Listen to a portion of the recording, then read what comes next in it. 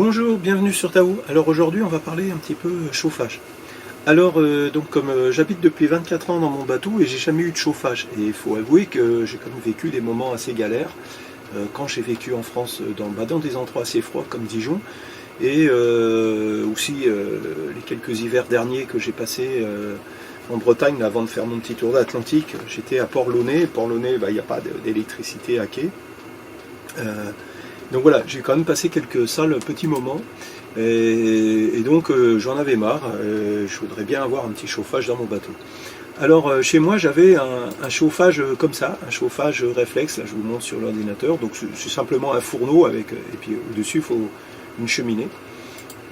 Et j'ai jamais voulu le monter parce que j'ai pas vraiment la place dans mon bateau, un endroit qui vraiment ne me gêne pas. J'ai pas vraiment la place sur le pont pour sortir cette cheminée sans qu'il y ait d'interférence, on va dire, avec mes manœuvres, quoi. Alors après, il y a les chauffages à air pulsé. Et jusqu'ici, les chauffages à air pulsé, je leur avais trouvé trois inconvénients. Enfin, je retrouve toujours les trois inconvénients d'ailleurs. Ça consomme de l'électricité. Il faut passer des gaines dans le bateau pour distribuer l'air pulsé qui est chaud aux différents endroits du bateau pour chauffer. Et surtout, il y avait des coûts, quoi, parce que voilà, quand j'ai acheté mon bateau il y a une 25 ans, un Webasto, etc., c'est 900 €, et voilà, c'était trop cher, quoi. Sauf que depuis, maintenant, il y a du matériel chinois qui a été des copies de Webasto, ou d'autres, quoi, à tel point d'ailleurs qu'on peut se servir de pièces détachées de l'un vers l'autre. Et voilà, je vais vous montrer. Donc moi j'ai acheté la marque Vevor. Alors bon, je n'ai pas de prix pour vous faire cette publicité pour Vevor, donc il y a des tas de marques, etc., qui existent chinoises. Voilà, j'ai pris celle-là parce que déjà c'est celle où on trouvait le plus de tutos sur internet, donc je me suis dit que c'était quand même assez plus simple, et parce que Vevor avait la réputation, j'ai un copain qui a acheté, d'être efficace dans la livraison et d'être capable de fournir un service de garantie correct, quoi. Voilà. Hein, ils ont du stock en France, etc. Ils peuvent répondre à vos questions en français. C'est quand même un petit peu plus simple que d'autres marques chinoises, quoi. Donc voilà, je vous montre si vous voyez sur vevor.fr. Donc ça c'est du matériel, vous voyez les oranges et le rouge là, c'est du matériel où c'est tout en importable comme ils appellent. C'est-à-dire qu'à l'intérieur de cette petite boîte rouge ou orange, il y a même le réservoir à gasoil. Moi j'ai préféré plutôt un chauffage à air pulsé comme ça pour camping-car, où ça c'est le chauffage et le reste est séparé. Voilà, je vais vous montrer tout à l'heure les autres appareils. Et là, vous voyez, voilà, 3,99 €. Alors, je ne sais plus combien je l'ai payé, moi, mais je l'ai payé dans ce genre de prix, quoi. Alors, donc le prix, c'était plus trop un problème. Alors, il reste le problème des gaines. Donc, moi, en fait, j'ai décidé de le monter en pulsant le chauffage juste à un endroit du bateau, en fait, à côté de là où il est posé, en me disant que ça suffirait pour chauffer. Je dois avouer que là, ça fait plusieurs jours que je le teste, c'est une idée plus que moyenne. Bon, là, vous voyez, il tourne quand je suis à ma table à cartes, enfin, pardon, dans mon carré, ça va à peu près, dans la cabine, rêvez pas, j'ai pas chaud, enfin, il fait pas hyper chaud. Après, c'est pas vraiment un problème, parce que c'est pas vraiment dans la cabine que je souhaite avoir de l'air chaud. Mais voilà, il faut avouer que c'est pas génial. Donc l'idéal, ce serait au moins de passer une gaine et de sortir au milieu du bateau, c'est-à-dire là où je suis actuellement. Troisième problème, toujours la consommation électrique. J'ai acheté un petit groupe électrogène. Je ne l'ai pas acheté exprès pour le chauffage, mais je l'ai acheté aussi parce que j'en avais besoin pour un narguilé. J'ai acheté un nouveau narguilé et qui fonctionne en 220. Donc voilà, j'avais besoin d'un groupe électrogène conséquent. Parce que je me suis rendu compte, là, quand j'ai fait mon voyage autour de l'Atlantique, que j'ai pas mal tiré sur les batteries avec mon convertisseur et qu'en fait, j'abîme énormément mes batteries. Donc voilà, j'avais besoin d'un groupe électrogène pour différents appareils, quand je répare un peu le bateau, certains outillages, surtout mon narguilé. C'est vraiment le narguilé qui était le gros problème. Donc du coup, puisque j'allais acheter un groupe électrogène, et quand je serai dans des endroits comme la Patagonie, je pourrai faire produire un petit peu d'électricité pour compenser le chauffage. Après, j'ai pas l'intention non plus de me servir du chauffage 24 heures sur 24. C'est juste un petit peu le matin et le soir, ou alors à la rigueur un peu dans la journée. Je m'en servirai aussi probablement un maximum dans des endroits comme quand je suis en France. Donc là, je suis dans un port, donc je peux être branché à quai. Donc la faible consommation du chauffage électrique n'est pas un problème pour moi. Il reste les fois où je vais en Patagonie et tout. Est-ce que j'y retournerai? Bon, bah, vous voyez, c'est pas obligatoirement un gros problème, quoi. Alors, il existe aussi une solution pour l'électricité. C'est un copain qui m'a parlé de ça.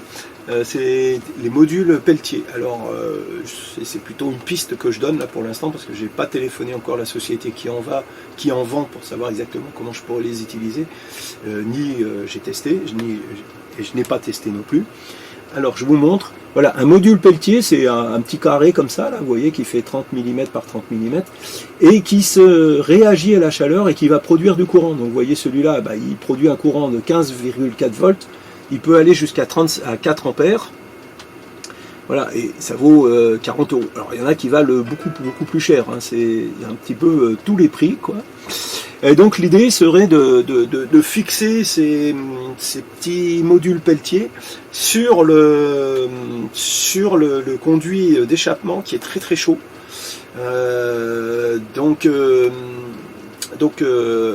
Claire de ICO, elle parle de 200 degrés, je crois, mais j'ai vu un autre youtubeur qui parle de 300 degrés. Bon, en tout cas, moi j'ai vraiment vu que c'était très chaud, ça a quand même complètement changé la couleur de l'inox et tout, donc ça chauffe vraiment. Donc, ces modules Peltier ont la particularité de transformer une source de chaleur comme ça en électricité. Et en même temps, bah, ça devrait un petit peu refroidir aussi l'échappement. Donc voilà, j'y vois deux avantages. Je vais téléphoner à cette boîte et puis je vais essayer un petit peu de me renseigner et de voir si c'est possible. Voilà, si ça se fait, que ça fonctionne, je vous donnerai les retours, quoi. Sinon, je me suis beaucoup servi aussi pour mon montage des conseils de Claire sur ICO. Il y a eu un excellent article qu'avait fait Claire pour expliquer les dangers de ce genre de chauffage et comment les poser, quelles sont les choses à faire pour qu'il n'y ait pas trop de problèmes dans un bateau. Donc j'ai en partie suivi ces conseils. Je les ai vus aussi, les mêmes conseils un peu donnés par des gens qui ont fait des trucs dans leur camion, etc. Voilà. Donc ça, je vais vous en parler tout de suite. Maintenant, je vais vous montrer l'appareil. Et puis après, je vous montrerai la pose que j'ai faite.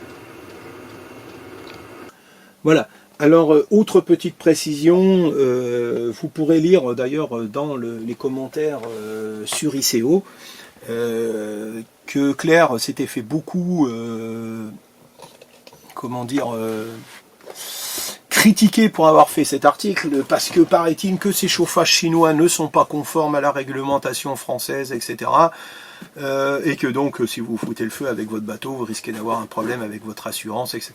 Alors, moi, je ne veux pas rentrer dans ce genre de discussion. J'avoue que je ne suis pas très compétent dans le domaine. Voilà, moi, le produit, je l'ai acheté sur Internet. Il est en vente libre. Et il y a marqué ici CE. Pardon, je tourne là. Il y a marqué ici CE. Il est vendu en vente libre en France. D'ailleurs, Vevor, c'est chinois, mais ils ont un site vevor.fr. Moi, vous voyez là sur Internet que je l'avais commandé chez vevor.fr.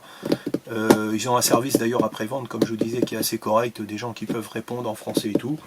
Donc bon, voilà, j'en dirai pas plus, quoi, voilà.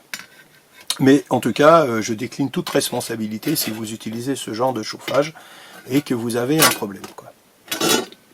Alors, comme Claire l'a expliqué très bien, le chauffage, il est vendu comme ça, et il est vendu avec cette petite plaque en ferraille, qui vient se mettre comme ceci, ou qui peut se mettre, vous voyez, dans l'autre sens, parce qu'il y a le trou ici, vous pouvez mettre le trou là pour là. Ici, c'est l'entrée d'air. L'entrée d'air de la combustion, hein, pas du chauffage. L'entrée d'air de la combustion. Parce que pour qu'il y ait une combustion, il faut bien qu'il y ait un mélange d'air et de carburant. Ça, ceci, c'est la cheminée. Donc, elle vient se mettre ici. Toujours, pas la cheminée, l'évacuation des gaz. les deux trous ne sont pas du même diamètre. Donc vous ne pouvez pas vous tromper, vous ne pouvez pas la mettre. Voyez. Au bout de cette cheminée, il va falloir que vous mettiez, au bout de ce tuyau d'échappement, il va falloir que vous mettiez une cheminée dans votre bateau. Alors, où c'est que je l'ai mis? Ceci. Voilà, ceci. Alors, je ne l'ai pas acheté justement chez Fevor, qu'ils n'en vendaient pas. Je l'ai acheté dans une société française. C'est le modèle qui va sur un Wallace, sur un Hébert pas cher, etc. Donc, il vient comme ça.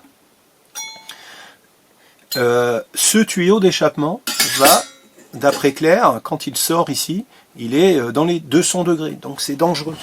Donc vous pouvez trouver des vidéos sur YouTube où des gars il y avait un petit jeune entre autres qui l'avait installé dans son camion et qui a failli foutre le feu dans le camion. Donc ici, vous ne devez pas avoir du bois qui est trop proche de cette évacuation, ni de l'isolant. Par exemple, si vous installez ça dans un bateau métallique et puis que vous traversez, que ce tuyau d'échappement il traverse l'isolation de votre bateau, etc., et vous ne faites pas attention, vous pouvez foutre le feu dans votre bateau, donc c'est dangereux. Autre danger, donc le tuyau d'échappement de la fumée, il est là, et vous voyez que l'entrée du gasoil est ici. Il y a un très faible espace. Comme Vevor donne ce genre de tuyau d'arrivée de gasoil, oui, là, il y a quand même un petit problème. Donc ça, c'est simple, ce tuyau, il va partir à la poubelle. Bon, je vais faire un montage temporaire avec, mais après, je vais acheter du bon tuyau, du tuyau à carburant que l'on utilise pour un moteur diesel, et ça sera monté avec du tuyau à carburant costaud. Mais ici, par sécurité, je vais aussi isoler. Donc je vais isoler avec cette tresse. Cette tresse, c'est de la tresse thermique au titane. Ça sert à isoler les échappements des motos, des choses comme ça. Donc je vais en emballer ici la base et en emballer probablement aussi le tuyau de gasoil, que je vais bien essayer de mettre dans des directions opposées, pour que ce tuyau ne risque pas de chauffer et de détériorer le tuyau de gasoil. Parce que là, vous pouvez vous retrouver avec une fuite de gasoil. Et si cette fuite de gasoil, ça tombe sur quelque chose qui est très chaud comme ça, vous pouvez foutre le feu, naturellement. Donc ça, c'est les précautions à prendre pour un montage. Donc moi, la cheminée, elle va être mise à travers la coque. Donc on imagine que ça, c'est la coque. Vous voyez, ça se met comme ça. Et j'ai naturellement une contreplaque ici, et ici vous voyez qu'il y a de quoi visser, quoi. Ce tuyau qui est ici, là, qui va être au contact avec le bois de ma coque, n'est pas directement en contact avec le tuyau qui lui va chauffer, puisqu'il va y avoir des gaz chauds qui passent à l'intérieur. Le contact c'est juste par ici, par cette soudure-là. Mais normalement il y a suffisamment d'air entre ce tuyau-là et ce tuyau-là, pour que ce tuyau-là ne soit pas à une chaleur suffisante pour incendier, pour enflammer le bois qui va être autour, puisque moi c'est du contreplaqué. Avantage du bois, vous savez que le bois s'enflamme, il faut quand même 200 degrés pour qu'il s'enflamme sans s'auto-enflammer, c'est-à-dire, il s'enflamme avec beaucoup moins de température si vous mettez un briquet, mais un briquet c'est une flamme. Sans flamme, il faut 200 degrés pour que du bois s'auto-enflamme. Donc là, je ne devrais pas avoir 200 degrés. Donc d'après Claire, on a dans les 200 degrés ici. C'est pour ça que c'est ici le plus dangereux. Donc moi, je vais isoler le départ, mais après, ça ne va pas être isolé. Justement, pour récupérer déjà la chaleur qui va passer dans toute cette cheminée, mais aussi pour que quand ça arrive ici au bout, et que ça rentre dans ma cheminée ici, les gaz est déjà bien refroidi, puisqu'ils auront réchauffé ce tuyau et que la chaleur se sera dispersée. Voilà comment je vais faire. Alors en théorie, vous pouvez acheter du tuyau supplémentaire et avoir plus long. Mais c'est bien précisé chez Vevor que à partir de cette sortie jusqu'à la cheminée vers l'extérieur, ça doit être en pente douce, ça doit descendre tout doucement. Plus il y a long, plus les gaz vont se refroidir, plus la sortie sera froide, ce qui est bien, mais plus vous risquez aussi d'avoir des phénomènes de condensation. Et donc ça risque de s'encrasser, quoi. Voilà. Donc moi j'ai décidé, je vais déjà faire un montage en mettant juste cette longueur qui est donnée par Vevor, donc entre guillemets un peu la longueur minimum. Voilà, qu'est-ce que je dois vous montrer? C'est livré aussi avec ce petit truc qui est un silencieux, mais ça c'est fait pour les véhicules, pour comment dire, les camping-cars, etc. Dans un bateau, ça c'est poubelle, ça ne sert strictement à rien. C'est en plus pas du tout étanche, donc vous évitez de mettre ça. Inconvénient, cette cheminée, donc, moi il va y avoir un trou dans le bateau, et ça va se retrouver à 50-60 cm au-dessus de la ligne de flottaison. Donc en plus, moi Tao, c'est un bateau qui gîte, donc dès que je vais gîter, au pré, bah, y a l'eau qui va rentrer là-dedans. L'eau risquerait de remonter à l'intérieur de ça et techniquement d'aller jusqu'à ma chaudière qui est pas loin. Donc c'est dangereux. Donc qu'est-ce que je vais faire? Tout simplement, moi quand je me servirai pas de mon chauffage, et ben un bouchon de liège qui va aller au bout et ça va boucher. Bon, voilà, théoriquement bien mis comme ça, il n'y a pas d'eau qui rentre. Et s'il y a quelques gouttes d'eau qui rentrent, c'est quand même pas très grave. Voilà. Donc, vous voyez ici, c'est le côté où l'air, elle rentre. Donc, comme je vous disais, ça traverse tout ce truc en plastique à l'intérieur duquel il y a la chaudière. Et ça ressort par ce côté. Donc, de ce côté se montent des tuyaux. Voilà, c'est là qu'il y a les gaines, quoi. Voilà. Au bout de ces gaines, vous pouvez mettre des T. Attendez, je vais un petit peu reculer la caméra, ça ira mieux. Vous pouvez mettre des T. Et c'est là que vous mettez ce type de gaine qui va dans chaque cabine de votre bateau. Alors, je dis ce type de gaine car il ne faut pas mettre cette gaine. Ça, c'est une gaine, c'est vendu par les Chinois, c'est de la mauvaise qualité. Il faut acheter de la gaine qui est isolée. Parce que si vous mettez votre gaine comme ça qui n'est pas isolée, et bien toute la chaleur va partir dans les coffres, parce que les gaines, vous allez passer à travers les coffres de votre bateau, et arriver à 4, 5, 6, 7 mètres de là, pour peu que vous ayez un grand bateau, ça peut être beaucoup plus grand, et ben vous n'aurez pas de l'air chaud qui va sortir au bout. Donc vous commencez par mettre une gaine qui est à ce diamètre, mais après vous mettez des réducteurs et vous pouvez mettre de la gaine beaucoup plus petite. Voilà. Alors, vous avez des sorties d'air comme ça. Voilà, qui sont, non, mais certaines donc peuvent être orientables. Voilà, qui se mettent aussi au bout de votre gaine. Donc ça, vous faites des trous dans une cloison, vous installez ça, et puis voilà, vous avez de l'air pulsé qui sort ici. Naturellement, il y a des serflex, dans tout ce que j'ai montré, il y a des serflex. Ces trucs maintenant sont équipés d'un petit boîtier électronique comme ça qui fait la commande. Vous avez aussi cette petite télécommande, donc vous pouvez la mettre dans à côté de votre lit là, et le matin quand vous vous réveillez, vous démarrez le chauffage sans avoir besoin de vous lever, quoi. Bon, un petit gadget mais qui peut être assez sympa. Alors, vous avez une pompe électrique comme ça, tout simplement une pompe de gavage diesel, quoi. J'ai la même, moi, pour mon moteur principal, d'ailleurs. Donc ça se monte entre le réservoir de gasoil et le chauffage. Ça se monte dans une position précise, donc Vévor, il explique bien, ça doit être dans une position comme ça, je crois. J'ai encore pas fini de lire la notice d'emploi. Et il faut respecter ça, quoi. Il faut pas le mettre, que le gasoil il arrive par là, et puis ça part vers le bas avant de remonter à votre chauffage, ou carrément le chauffage plus en bas. Voilà. Il faut bien respecter ce que dit Vévor sur le montage, sinon vous risquez avec des bulles d'air, etc. Dès que vous avez des bulles d'air, le système va se mettre en alarme pour dysfonctionnement. Voilà. C'est livré avec des serflex, etc. Un petit peu de boulonnerie, etc. Bon, voilà, ça c'est... voilà. Alors, le montage, donc comme je vous avais expliqué, il y a cette plaque qui est vendue par Vévor, etc., qui se fixe sur le chauffage, et cette plaque, il faut la fixer à quelque part sur votre bateau, avec les trous qui sont ici... voilà, vous allez voir un petit peu mieux, avec les trous qui sont ici. Donc vous pouvez par exemple découper dans un bout de bois une pièce de bois, etc., une espèce d'étagère, faire une espèce d'étagère, poser ce chauffage dessus, et découper comme ça, avec juste les points de fixation. Donc c'est un petit peu la solution que moi j'avais pensé, hein, faire une équerre en bois, et puis ça serait fixé dessus. Puis quand je suis passé chez mon copain Gilles, lui ça lui plaisait vraiment pas, à cause de ce que je vous disais au début, c'est qu'ici vous avez la sortie de la cheminée, c'est quand même très chaud, et lui il trouvait qu'une équerre en bois qui serait naturellement pas très loin, quoi, que ça présentait du danger. Donc ouais, il avait raison, quoi. Donc j'ai fait fabriquer, donc chez lui il connaît un copain qui fait de la découpe au plasma, et ce gars-là est très très sympathique.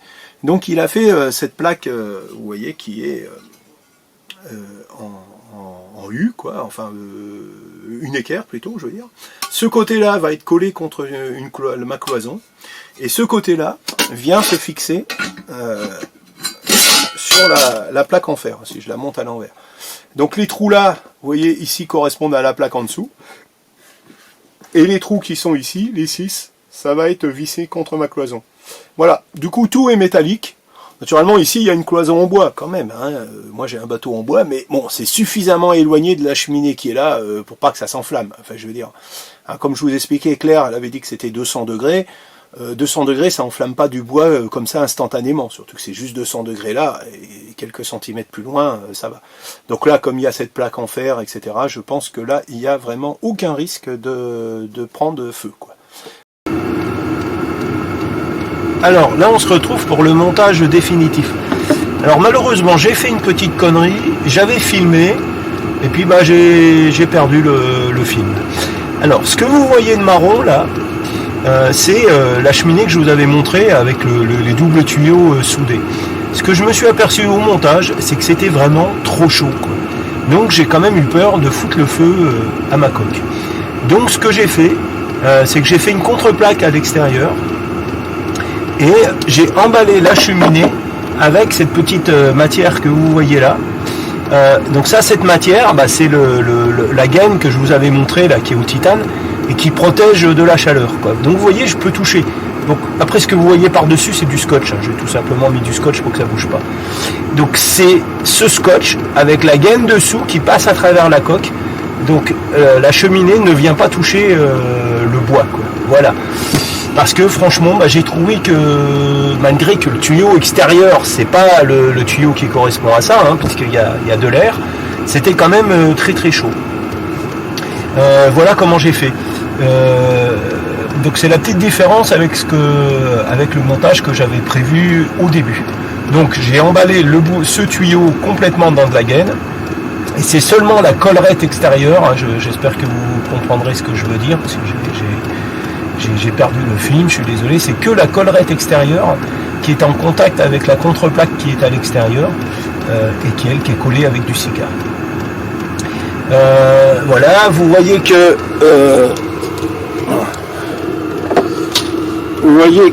ça a beaucoup changé la couleur, donc ça chauffe vraiment. Voilà le montage, voilà ma contreplaque, donc ça c'est vraiment, c'est très très bien comme ça. Malgré tout, ça reste quand même chaud. J'éclaire parce que sinon, mon appareil photo est carrément, voilà. Vous voyez, bon, oui, j'arrive quand même à tenir la main sans que ça me brûle. Je pense que dans un futur, là, je vais redémonter et je vais mettre ici un petit espace qui est de l'air qui circule entre les deux, ça chauffera encore moins. Voilà. Pour l'instant, j'ai monté le tuyau, vous voyez la petite pompe à gasoil que j'ai juste fixée avec du bout de scotch. Tout ça, c'est du montage temporaire parce qu'en fait, je veux faire des tests et je veux voir si ça me convient comme ça. Voilà. Ça fait un sacré boucan. Bon, vous voyez, j'avais quinté ici, donc boucher la sortie là. Enfin, ouais, c'est vraiment du bricolage. Voilà. Mais la seule chose que je vous disais, c'est vraiment ça.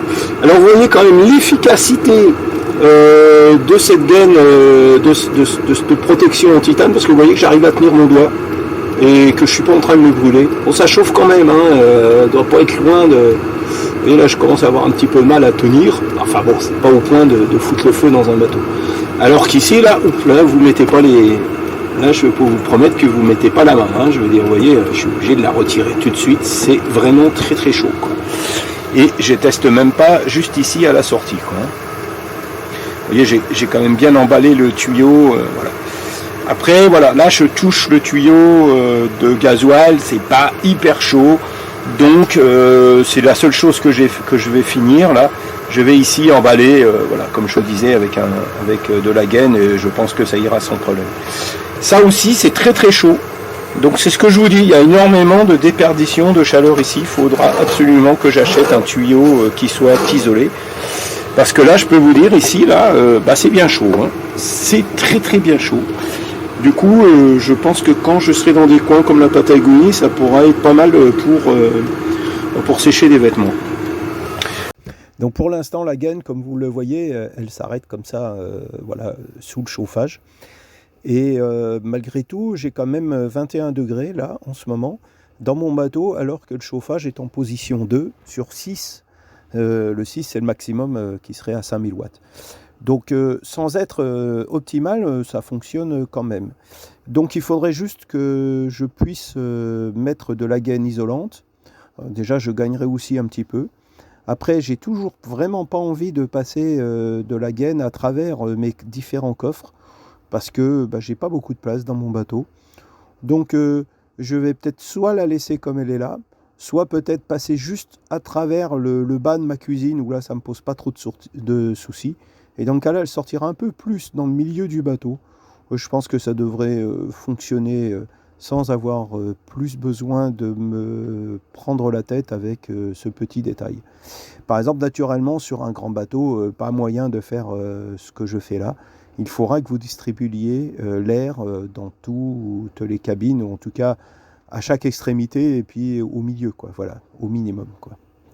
Voilà, c'est la fin de cette vidéo. À bientôt.